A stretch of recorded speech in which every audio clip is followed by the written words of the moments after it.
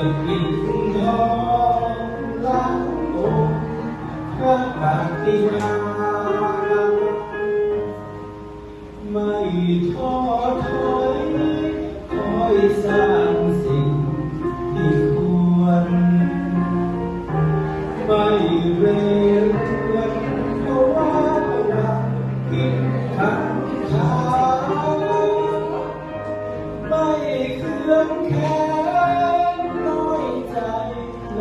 โชคชะตา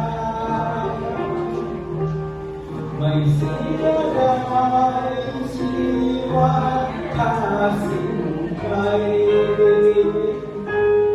นี่คือปาฏิหาริย์บุญ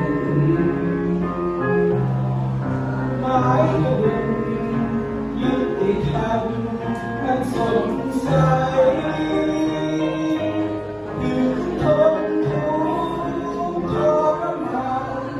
นานเท่าไรยังมั่นใจ